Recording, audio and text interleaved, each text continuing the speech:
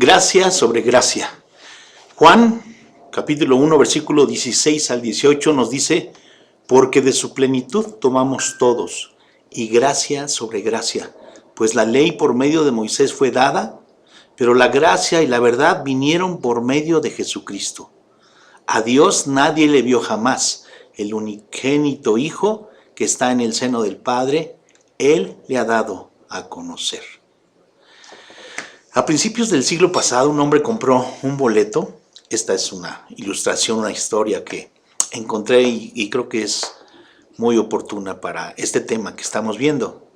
Entonces, a principios del siglo pasado, un hombre compró un boleto para un transatlántico que cruzaría el continente. Como gastó lo poco que tenía en el ticket, decidió llevarse comida en un bolso, galletas, algunos panes y unas golosinas, que serían su provisión para los días de navegación que tenía por delante. Cuando el barco zarpó, le fue asignado un camarote muy modesto donde decidió esconderse de todo el mundo por vergüenza, ya que pensaba que lo que hacía estaba prohibido en el navío. Así que se ocultó y empezó a comer sus galletas durante 5 de los 6 días que duraba su travesía. El último día pensó, entraré al restaurante y compraré algo con el poco dinero que me queda. Entró y pidió el menú para elegir qué comer. Entonces advirtió que la lista del menú no tenía precios y le consultó al mesero la razón, quien sonriente le contestó, Señor, el menú no tiene precio porque todo está incluido en el boleto que usted compró. Todo es gratis, ya fue pagado cuando compró su ticket. Imagínese, 5 días estuvo comiendo de lo que él llevaba en su bolso y el 6º día se le ocurre ir a comprar algo con el poco dinero que tenía y le dicen que todo estaba incluido. Entonces en esta historia recordamos a Juan 1:14, y aquel verbo fue hecho carne y habitó entre nosotros y vimos su gloria, gloria como del unigénito del Padre, lleno de gracia y de verdad. Comencemos por decir qué es la gracia. La gracia de Dios es un don gratuito o un favor inmerecido. Dios no toma en cuenta los éxitos y los fracasos de la gente para determinar quién recibe su amor o su gracia. Dios otorga toda su bondad, amor y gracia a todos nosotros. Lleno de gracia. Gen. Se escribe K-H-E-N, Ken, en hebreo. Se pronuncia gen para describir una de las formas en que Dios se describe a sí mismo. Gen es, o más bien, gen es cualquier cosa que induce una respuesta favorable. Cualquier cosa que nos produzca deleite podría llamarse gen. Jesús produce deleite en nosotros a través de su Espíritu Santo. Sentimos su gen, su gracia cada día. Yo siempre le digo a mis hijos que pidan gracia a Dios, que Dios los llene de gracia ante sus jefes, en su trabajo, ante sus compañeros, ante las personas, ante cada proyecto que Dios les dé gracia. Y déjenme recordar, hace algunos años trabajé en Grupo Herdes y recuerdo que Dios me dio gracia con los dueños de esta empresa. Y no pedían que fuera otro más que yo a resolver sus problemas con sus máquinas, con sus computadoras. Siempre querían que yo fuera y le decían que nadie venga, solamente queremos que Javier Dávila venga. Y a más de eso me mandaron con su mamá, ya muy grande la señora, le enseñé a enviar correos y demás, pero fui lleno de gracia ahí de parte de Dios y Dios me dio gracia con ellos. Cuando yo salí de esa empresa me dijeron, Javier, tú tienes las puertas abiertas aquí. Obvio no volví, pero el oír eso es que Dios siempre nos da de su gracia para con los demás. Y eso fue lo que me pasó. ¿Ha conocido usted personas con gracia? Solo al escucharlos, al ver su comportamiento sencillo, humilde, nada vanidoso, nada soberbio, con un semblante que te cautiva y hace que esa persona te caiga bien, aunque no la conozcas. Y es la primera vez que tratas con ella. Incluso la gracia también es con las personas que son chistosas, graciosas, que no lo hacen con intención, pero son graciosas. Te sacan una sonrisa por su ternura, quizá por su ingenuidad, no sé, pero tienen ese don que se llama gracia. Y vamos a ver la gracia como belleza. En Proverbios 3, 21 y 22 dice: Hijo mío, no se aparten estas cosas de tus ojos. Guarda la ley y el consejo, y serán vida a tu alma y gracia a tu cuello. Comparan la sabiduría de Dios con un collar llamado adorno de gen, que se traduce como adorno de gracia. Llevar un collar produce deleite a quien lo lleva y a quien lo ve puesto. En el Salmo 45:2 dice: Eres el más hermoso de los hijos de los hombres. La gracia se derramó en tus labios. Por tanto, Dios te ha bendecido para siempre. Se dice que un poeta dotado tiene labios de gen, o sea, labios de gracia. Los labios del poeta crean belleza cuando los utiliza para su poesía. Es la imagen de un artista humano que comparte la gracia de Dios con todos. En Proverbios 5:19 dice: como sierva amada y graciosa gacela, sus caricias te satisfagan en todo tiempo y en su amor recréate siempre. Al siervo que se mueve con rapidez y elegancia se le llama siervo de gen o siervo agraciado. También vamos a ver la gracia en el dar. La gracia de dar significa generosidad, donde dar es visto como un acto de gratitud y alegría impulsado por la gracia de Dios y no por obligación. Es la capacidad de dar desinteresadamente y con gozo, incluso en medio de la adversidad. Como el ejemplo de las iglesias en Macedonia que dieron, dice, más allá de sus fuerzas. Recuerde que el apóstol Pablo no pidió esa ofrenda, pero ellos se la dieron y se la dieron con mucho más allá de sus fuerzas, dice la palabra de Dios. Y bueno, hay quienes no dan de gracia lo que de gracia reciben. Ejemplo de los que cobran todo, ¿no? Hace unas semanas me habló una hermana y me dijo: oiga, pastor, la iglesia donde voy ahora, porque ella no podía venir a Belén. Y yo le dije: pues busque una iglesia que le quede más cerca. Y ella encontró una iglesia y me dijo: ¿qué cree que la iglesia donde voy? La otra vez conté las veces que pedían dinero y fueron hasta 5 veces en un servicio, en una reunión. 5 veces nos pidieron dinero para diferentes cosas.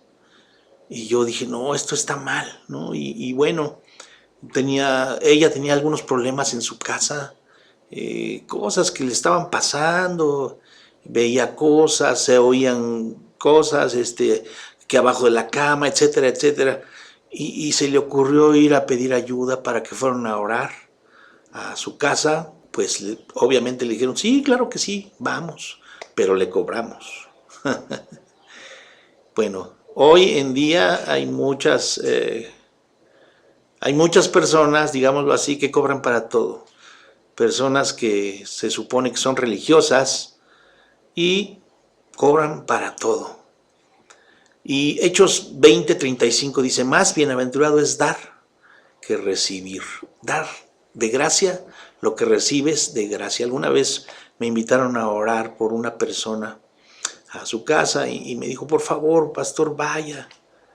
Y cuando llegué ahí, me dice: bienvenido, padre, bienvenido, padrecito, ¿no? Bueno, me vieron como padre y le digo: oh, sí, soy padre de 2 hijos.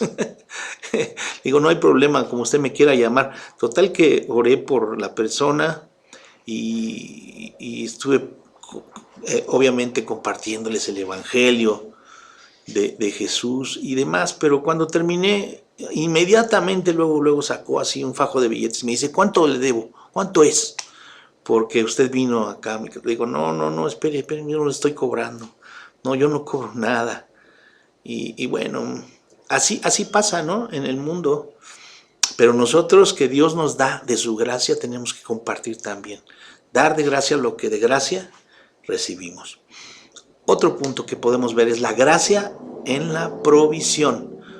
Dios nos provee tanto espiritual como físicamente y materialmente debido a la gracia abundante que Él tiene para nosotros.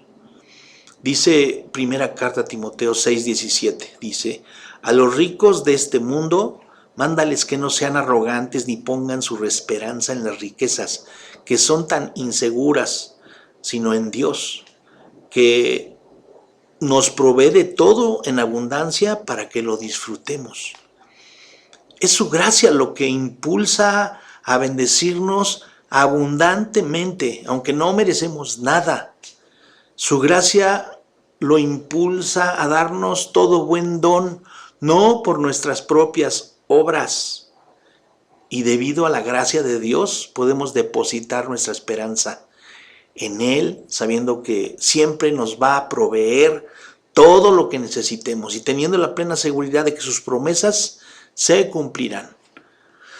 Nos toca entonces dar a nosotros de gracia lo que de gracia hemos recibido. Y en este tema que para los no creyentes se vuelve polémico, para nosotros debe ser entendido como lo dice su palabra. Segunda carta a los Corintios 9, 6 a 9. Pero esto digo, el que siembra escasamente también segará escasamente, y el que siembra generosamente, generosamente también segará. Cada uno dé como propuso en su corazón, no con tristeza ni por necesidad, porque Dios ama al dador alegre. Y escuche bien esto: y poderoso es Dios para hacer que abunde en vosotros toda gracia, a fin de que, teniendo siempre en todas las cosas todo lo suficiente, abundéis para toda buena obra. Como está escrito, repartió, dio a los pobres, su justicia permanece para siempre. Amén. Otro aspecto que vamos a ver es la gracia como favor. La frase encontrar o hallar gen ante los ojos de alguien es una frase bíblica popular, utilizada 47 veces a lo largo de la Escritura, y se utiliza exclusivamente cuando alguien de estatus superior mira a alguien de estatus inferior con favor. Por ejemplo, José era un esclavo que encontró o halló gen a los ojos de su amo Potifar. Génesis 39, del 1 al 6, dice: llevado pues José a Egipto, Potifar, oficial de Faraón, capitán de la guardia, varón egipcio, lo compró de los ismaelitas que lo habían llevado allá. Mas Jehová estaba con José, y fue varón próspero, y estaba en la casa de su amo el egipcio. Y vio su amo que Jehová estaba con él, y que todo lo que él hacía, Jehová lo hacía prosperar en su mano. Así halló José gracia en sus ojos y le servía, y él le hizo mayordomo de su casa, y entregó en su poder todo lo que tenía, dice. Y aconteció que desde cuando le dio el encargo de su casa y de todo lo que tenía, Jehová bendijo la casa del egipcio a causa de José. Y la bendición de Jehová estaba sobre todo lo que tenía, así en casa como en el campo. Y dejó todo lo que tenía en mano de José, y con él no se preocupaba de alguna cosa sino del pan que comía. Y era José de hermoso semblante y bella presencia. La gracia de Dios tenía José, dice que era de hermoso semblante y bella presencia. Cuando Potifar vio a José, no lo trató mal, porque la gracia de Dios estaba con José, y Potifar se deleitaba en lo que veía. Potifar eleva a José a un estatus superior y lo pone al frente de su casa. La gracia de Dios estaba sobre José. Él solo era como era. Cuando la gracia de Dios está con usted, usted solo debe ser como Dios le ha hecho, le ha transformado. Si usted siempre ha sido una persona con gracia, cuando se rinde a Dios, lo llena de gracia sobre gracia. ¿Qué más quiere usted en la vida? A ver, dígame. ¿Qué más queremos en la vida si la gracia de Dios lo llena todo y todo fue hecho por Él y para Él? Dice Juan 1, del 1 al 4, en el principio era el verbo y el verbo era con Dios y el verbo era Dios. Este era en el principio con Dios. Todas las cosas por Él fueron hechas y sin Él nada de lo que ha sido hecho fue hecho. En Él estaba la vida y la vida era la luz de los hombres. Está hablando de Jesús. ¿Por qué usted ha sido salvo? ¿Por qué usted ha sido justificado? ¿Por qué usted ha sido redimido? Si lo que el ser humano merecía es la muerte, pero nos amó tanto que nos dio de su gracia. Yo digo, Señor, tu gracia es perfecta porque nadie la merece. El Dios de toda gracia es más grande que lo que usted haya hecho mal en la vida. Es tan grande la gracia de Cristo, es tan grande su amor. Al Señor no le importa lo que usted haya hecho hasta hoy, sino lo que Él va a hacer con usted el día de mañana. Otro ejemplo de gracia, Génesis 6:8, pero Noé halló gracia ante los ojos de Jehová. Dios se complació de Noé y de su familia. Y aparte de complacerse con ellos porque eran obedientes, se compadeció de ellos porque Noé hizo conforme a todo lo que Dios le mandó. Otro ejemplo de gracia fue la mujer adúltera. Cuando Jesús vio a la mujer que fue encontrada en adulterio y que todo el mundo la condenaba, Juan 8:10, le dijo, mujer, ¿dónde están los que te acusaban? ¿Ninguno te condenó? Ella dijo, ninguno, Señor. Entonces Jesús le dijo, ni yo te condeno, vete y no peques más. Primero Jesús le dijo, yo no te acuso, eso es la gracia. Después le dijo, vete y no peques más. Esa es una verdad. Quien no recibe el perdón, gracia y misericordia de Dios y todavía se está acusando a sí mismo es porque no sabe que todo fue provisto con la sangre de Cristo en la cruz. Como aquel que compró el boleto del barco y todo estaba incluido y él no lo sabía. Porque nos fue dada gracia sobre gracia. Toda gracia y toda verdad están disponibles en ti a través de Jesús. Amén. Y el último ejemplo de gracia fue Mefiboset. Este tiene algo muy especial. Seguramente usted ya leyó la historia ahí en el segundo libro de Samuel, capítulo 9, versículo 1. Dijo David, ¿ha quedado alguno de la casa de Saúl a quien haga yo misericordia por amor de Jonatán? David le hizo una promesa y un pacto a Jonatán, su mejor amigo, e incluso se lo hizo también al rey Saúl, que cuando él subiera al trono no iba a matar a todos los miembros de la antigua familia real, como lo hacían todos. Esto se hacía para eliminar cualquier posibilidad de venganza, sublevación o competencia al trono.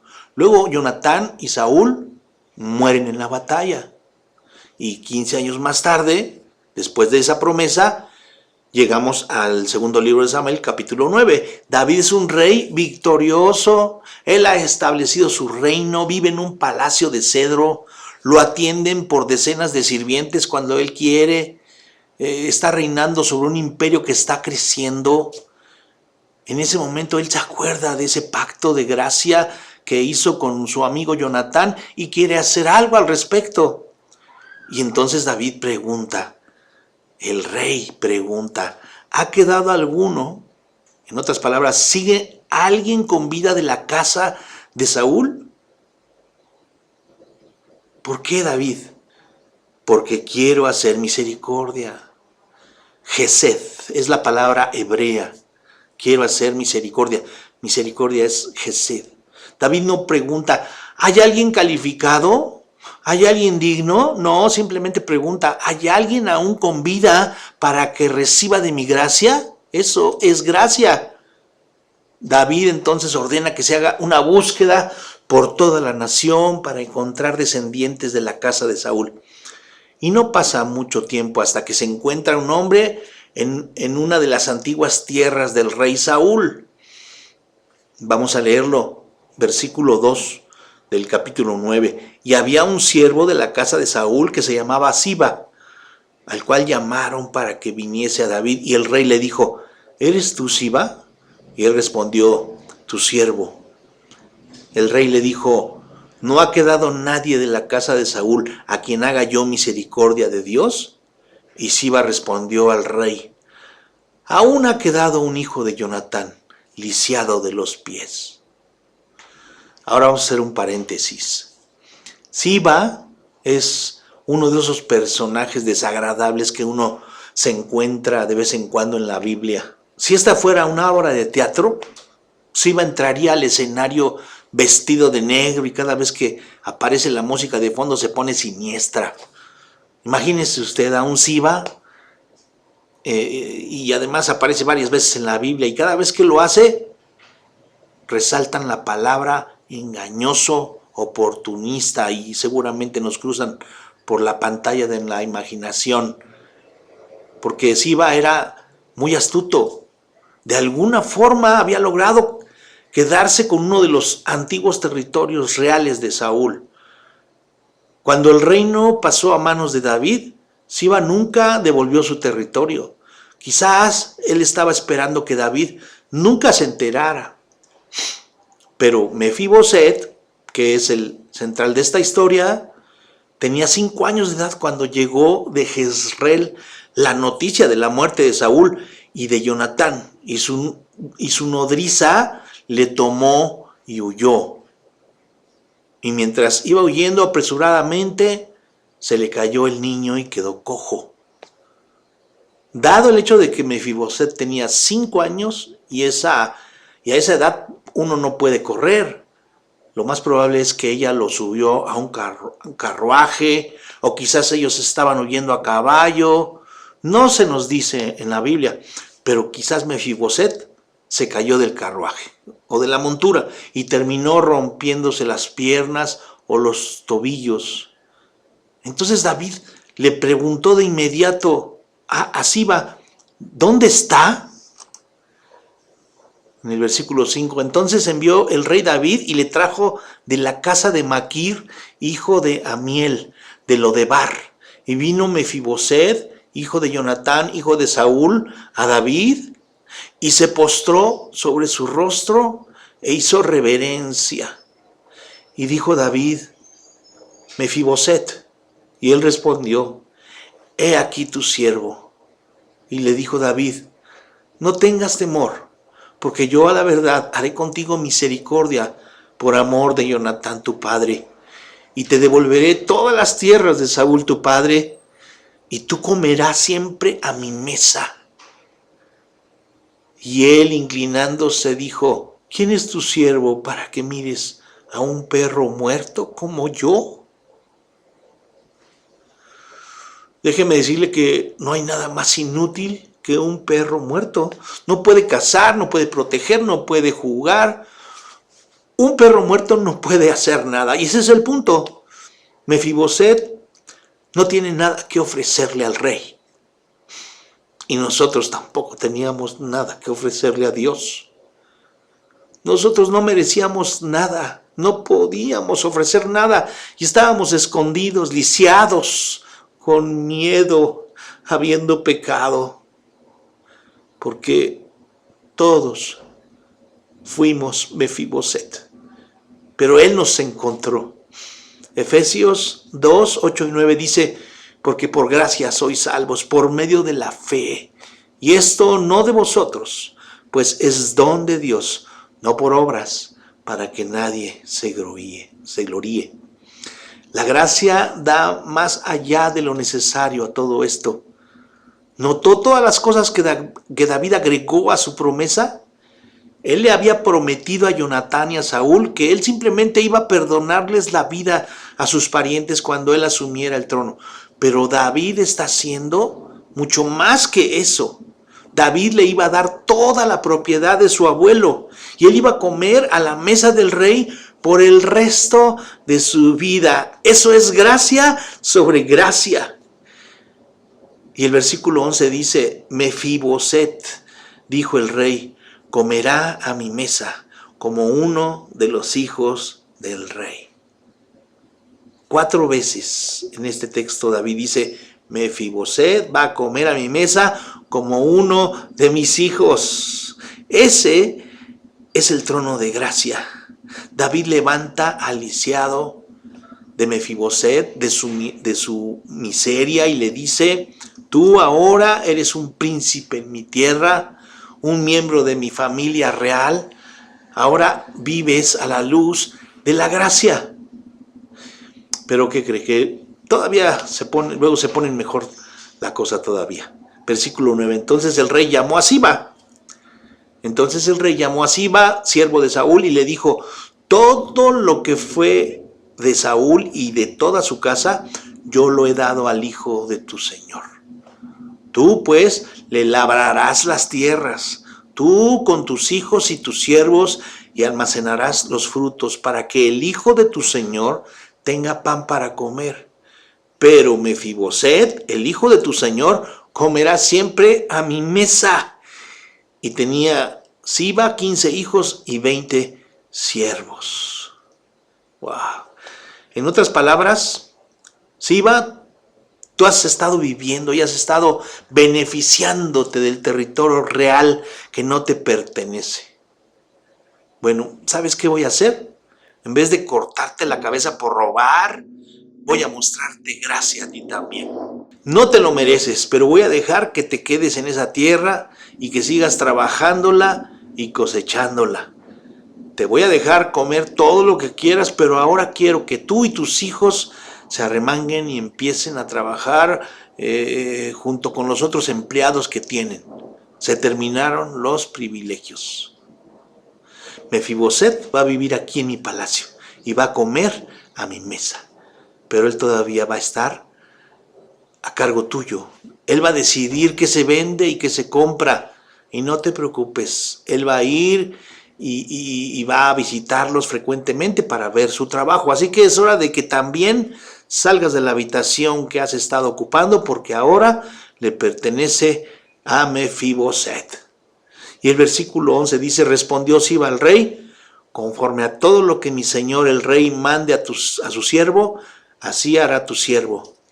Y Mefiboset comió a la mesa de David como uno de los hijos del rey.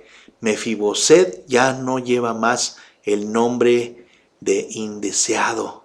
David ha cambiado su nombre y su condición y ahora lo conocen como el amado del rey. Conclusión. Escuche bien esto. El autor y escritor de un libro donde narra la historia de Mefiboset imaginó cómo habría sido una tarde en el comedor del palacio del rey David. Y escribió esto: con la comida ya preparada, los miembros de la familia real llegan al comedor junto a sus invitados. Amnón, inteligente e ingenioso, llega primero a la mesa. Luego entra Joab, uno de los invitados, hombre musculoso y de piel bronceada. Camina derecho como el soldado experimentado que es. Luego llega Absalón, apuesto y distinguido, sin un defecto físico desde la coronilla hasta la planta de sus pies. Luego llega Tamar, la hermosa hija de David, y se sienta en su silla. Unos minutos más llega Salomón. Él ha estado en su cuarto estudiando todo el día, pero finalmente quita su mente del trabajo y llega hasta la mesa. Allí están todos sentados, pero luego ellos todos escuchan este clac, clac, clac, clac, y allí llega Mefiboset en sus muletas. Él sonríe y humildemente se une a los otros mientras toma su lugar en la mesa como uno de los hijos del rey. ¡Wow! ¡Qué imaginación tuvo este escritor!, ¿no?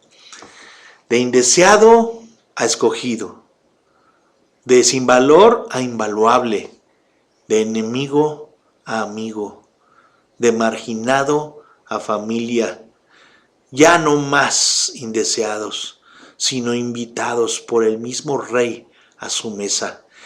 Eso es gracia sobre gracia, de la cual tomamos todos, de nuestro Señor y Salvador Jesucristo. Dios le bendiga.